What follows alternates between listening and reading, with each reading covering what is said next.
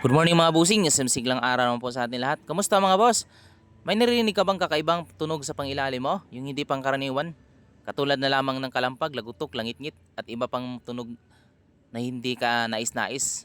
Yung nakakairitang tunog at kinakabahan ka, hindi ka mapanatag tuwing narinig mo ito. Ayan, pag-usapan natin mga boss at bigyan natin ng solusyon.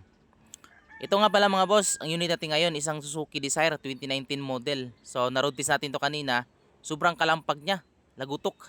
Lakas na po ng lagutok sa kamay langit-ngit siya. So kumakabig din po ito mga boss.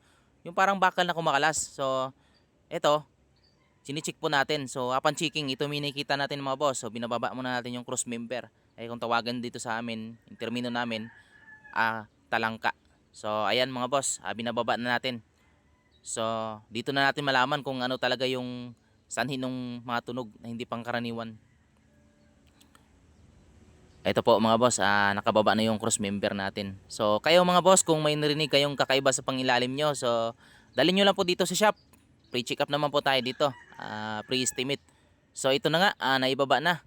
Ayan mga boss, kung napapansin nyo, yung rack and pinion ni sir, ayan, sobrang alog na po. Ayan, sobrang takas po. Isa ito sa mga dahilan. Ayan, yung ano ni boss, yung ball joint ni boss. Ayan, pati support. So kung napapansin nyo mga boss, ayan, bulok na po yung ano niya. Bulok na po yung cross member niya. Ayan, kung napapansin nyo po. Yan talaga yung patunay. So ayan o, kung napapansin nyo, bulok na po yung cross member ni sir. Kailangan natin magpalit. So meron na rin tayo itong pamalit dito. So ito minikita natin mga boss, yung rack and pinion ni sir. So sirang-sira na po. Pati ball joint. So ito yung ilalim. Ayan. Sobrang bulok na. Ayan mga boss. So hindi na siya kanais-nais talaga. So ito yung bago natin. Original po ito mga boss, cross member. Ayan, Suzuki genuine parts. Ayan po, naka-plastic pa.